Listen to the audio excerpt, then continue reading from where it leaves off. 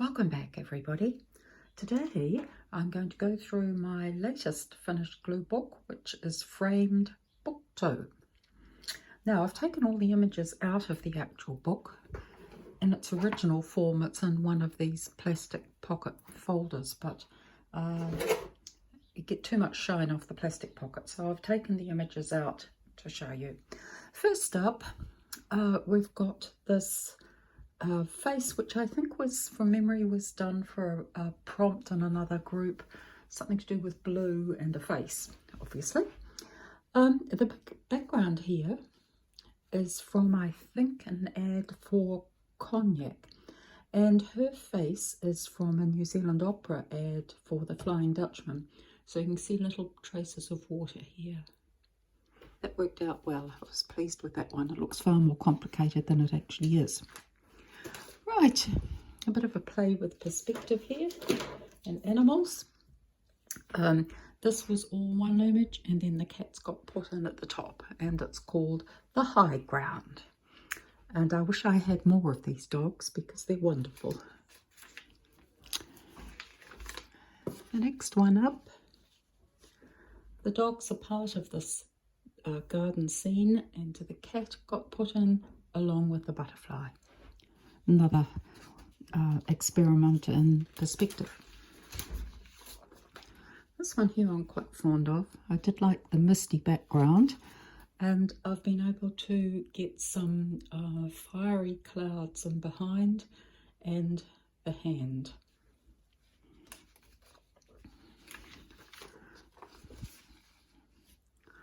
This started out life as walking through this archway into a garden, but I took the garden out and put in this beach scene instead, so it's starting to work with the unexpected a bit. I'd really like to be sitting on that beach. Next up, I look at some faces, sideways faces, bit of an experiment. I do like her hand.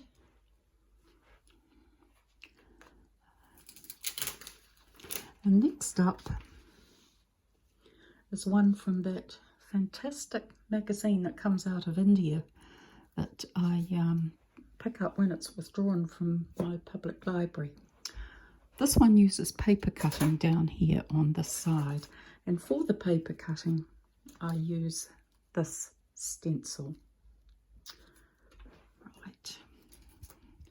So I've cut out using the stencil for this part here with the flowers, and just laid that over her face.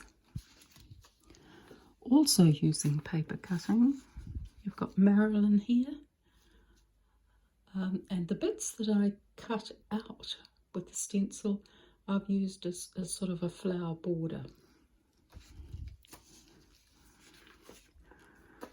This next one was done as a thank you to some friends. They brought me up some magazines when they came to stay. So they live at Mount Maunganui, so there's a photo of the mount in the background. They collect old caravans, and Glenn absolutely adores this old toy plane that my husband owns. And I found these beautiful hands in one of the magazines they gave me. So I put that all together for them.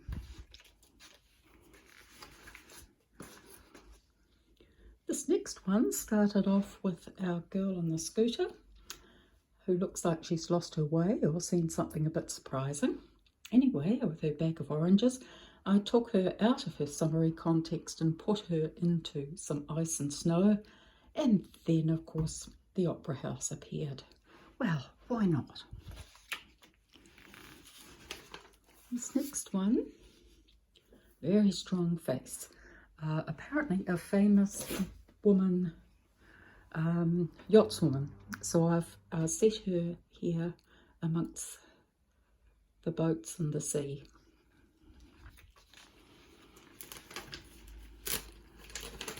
This next one also uses paper cutting using that same stencil.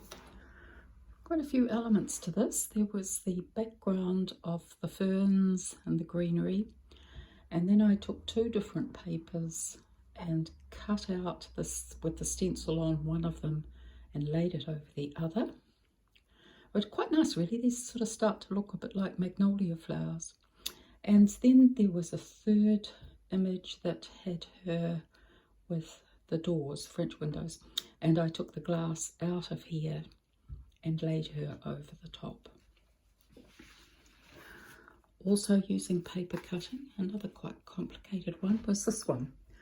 In the original, which included this and the tree and the gate, there was just greenery behind it, and the gate, the beautiful gate, sort of got lost. So I decided to put lots of different shades of green at the top and flowers, and then the butterfly. So this is all paper cutting done here. The next one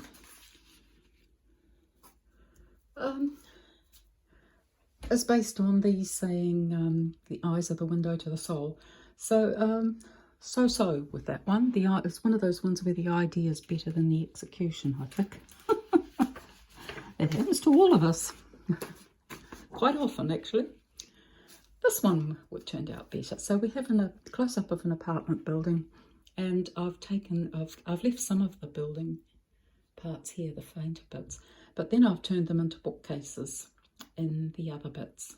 So a nice vase of flowers, glass, a bottle, a shoe. That was really good to do. Enjoyed that. The next two have got a flamingo theme going. So first of all, I found this little blow-up toy in Our Lady Reading the Women's Weekly, I think, and I cut her out and put her against this background, and then I had the flamingo, I think, on a calendar. Now, the other flamingo one. Right, so we had this background with the lady. The flamingo got put in there, and then these two, which I think are gulls, gannets or something, are framing her. I was quite pleased with that one. I thought that turned out pretty well. The next one was where I started experimenting with replacing clothes with landscape. So we have from the South Island Mitre Peak from Milford Sound. That came from a calendar, and then I've put this pair here, and I've replaced her clothing with a scene of, I think it's Wellington City actually. This next one, he looks a bit worried, doesn't he? Well, here's a bit of her figure, and she's decided she's had enough and she's off. So she's packed her bag, and she's got Auckland, scene of Auckland on her bag, so that's where she's off to. Bye. The next one is the first one I've done using maps, but it hasn't turned out that well. I think I needed a lot more light and shade in the map. But it says, watch with glittering eyes the whole world around you, because the greatest secrets are always hidden in the most unlikely places. And that's a quote from Roald Dahl, from the Min Pins. Another one, experimenting with landscape and clothes. I have used this one a bit actually. You can see it's a fiery forest, and it's reflected here. I think that turned out quite well. As did this one. We've got the scene of Dubai in the background, and this is a salt lake somewhere in Asia. For some reason I think it might be Vietnam, but I'm not certain about that. And then and the figure, and then the staircase is going up.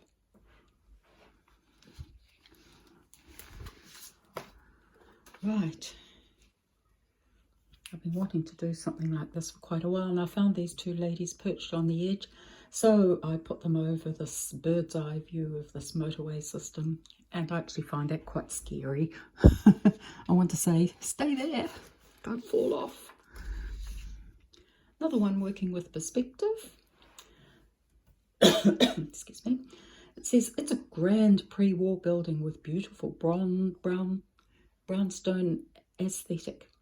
The first time I laid eyes on this apartment, I knew it would be a perfect fit. And that's a scene from Melbourne. This one I did fairly recently. It uses a it's like a 1960s daisy template. So on different landscapes, we've got the sea, garden, mountains, a landscape at sunset, underwater, lupins, and finally a bit of light on the water.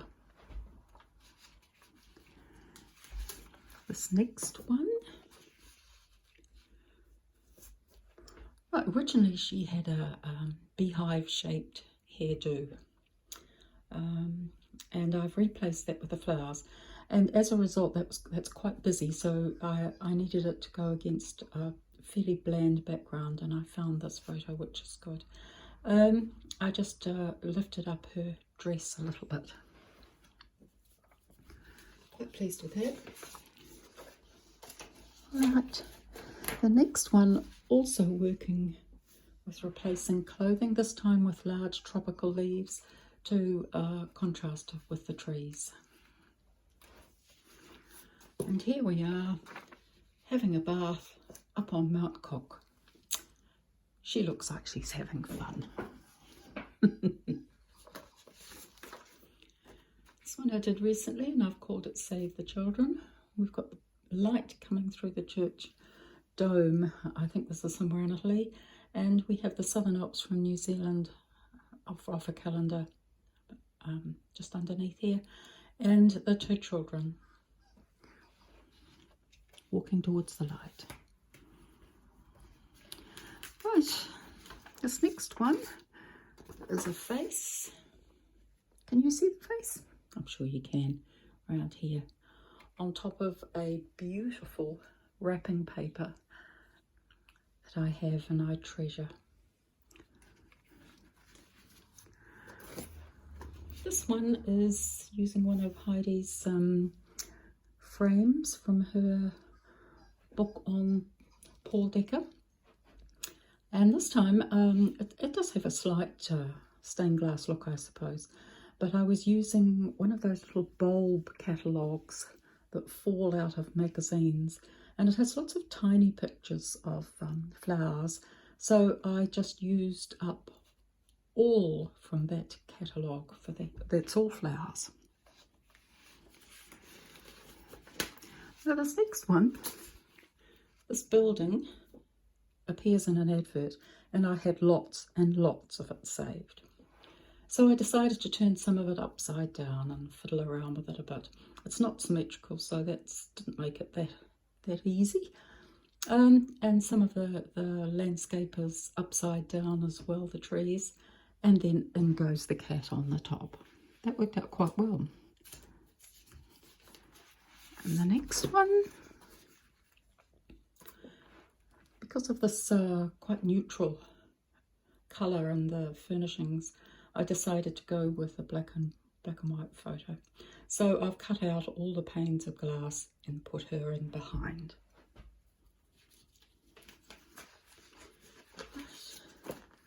Next up, this was a bit more complicated. In the original, behind this archway was a lot of greenery, lots of it, and she had her feet on a path, and these here were in the original, these decorations. But the archway somehow got lost. So I've been wanting to work with giant flowers for a while, so I put the flowers in behind, and then I found this pond scene here to go in underneath, and she almost looks like she's floating. Interesting. A lot of work and fussy cutting.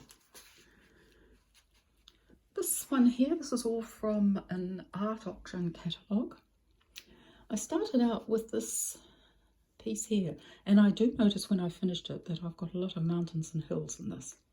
So then I just worked by colour, so I came down into some other blues around here, and this painting here, Gretchen Albrecht, led me into the pinks, which came down into reds. I picked up the gold here, and that moved up into orange, and over here a bit more blue, and coming up into blues and orange there.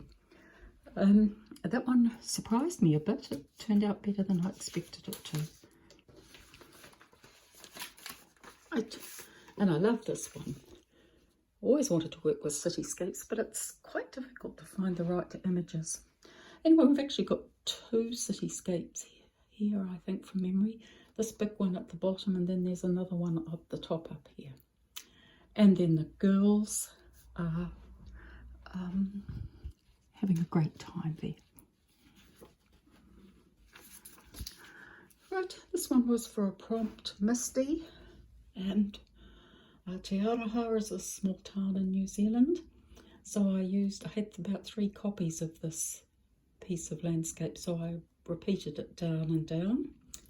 And I put a cloudy sky behind it, and she comes from a hardware journal, and she's spraying mist everywhere. And then I added in this house, which is a bit typical of what you would find in small New Zealand towns. Right, the next one, we're going back to replacing clothes with landscape, and this turned out really well, with the little creature on her shoulder. So it turned out so well, I decided to do another one, but I don't think this is quite so successful. Once again, Mitre Peak from Milford Sound down in the south of New Zealand. I think perhaps her neckline should have been a bit lower. She looks a bit strangled, doesn't she?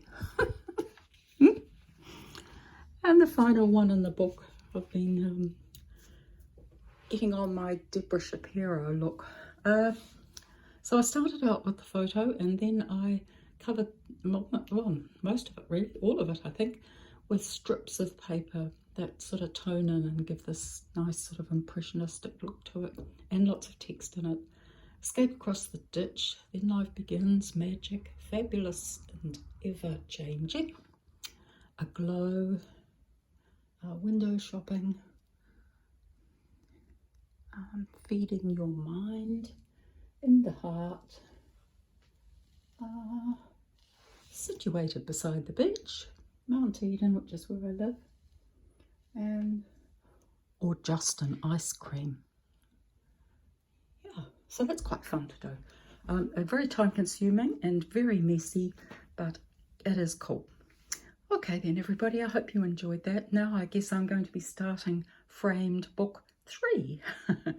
Okay, bye.